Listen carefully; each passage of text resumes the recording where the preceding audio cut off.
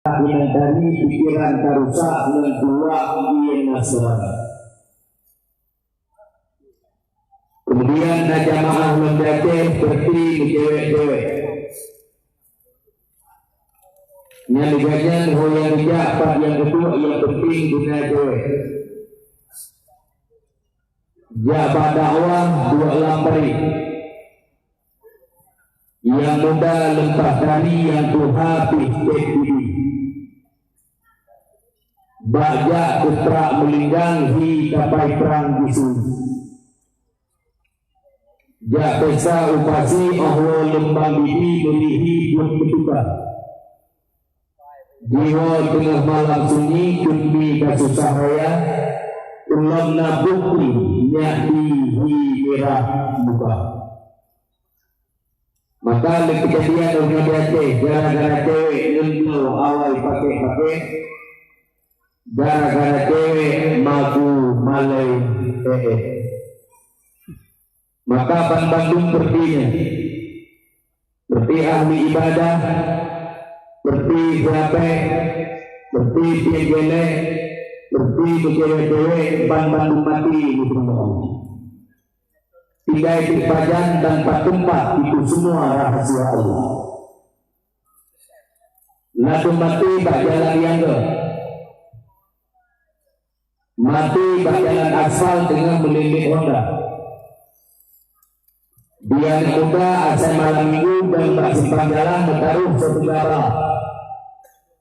Orang kejadian yang patah, yang bangsa, yang mati tergantung cara kerja di lapangan.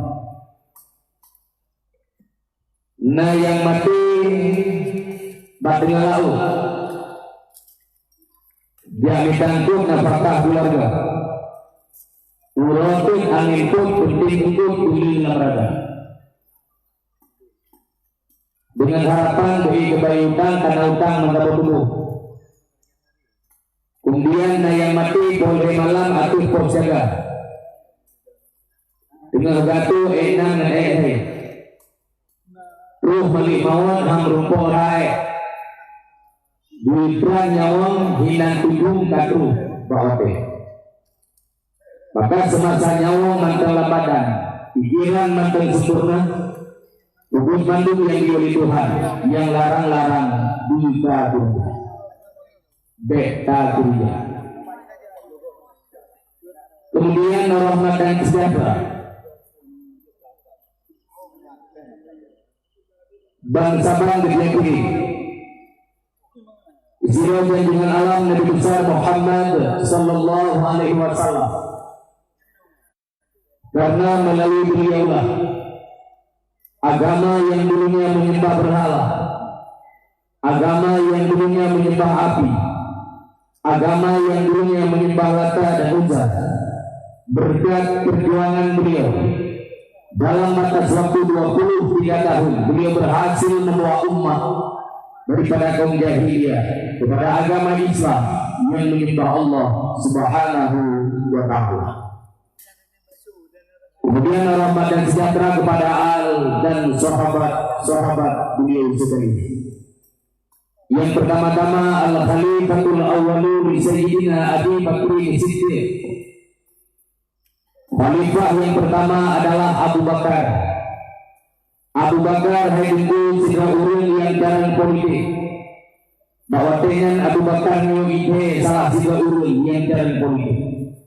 Abu Bakar adalah sahabat Rasulullah dan juga ia tuan di Rasulullah. Dan hanya Abu Bakar yang ikut rumah Rasulullah yaitu Siti Aisyah. Kemudian al-Khalifatul Tsani Sayyidina Umar bin Khattab. Khalifah yang kedua adalah Sayyidina Umar. Umar manusia yang paling disiplin. Bukan hanya ngomong di mulut disiplin, tetapi di dalam menjalankan perintah Allah. Sayyidina Umar digelar sebagai orang yang paling disiplin. Sayyidina Umar adalah sahabat Rasulullah dan juga ia tuan di Rasulullah. Dan Sayyidina Umar yang ikut rumah Rasulullah yaitu Hafsah. Kemudian al-Khalifatul Tsani Sayyidina Utsman bin Affan. Khalifah yang kedua adalah Sayyidina Utsman. Utsman manusia yang paling bersosial. Pak Mentena ulun Yazid menjadi yakni. Pak Mentena Ania Dibiatu menjadi Bantu. Sidina Utsman digelar sebagai orang yang paling bersosial.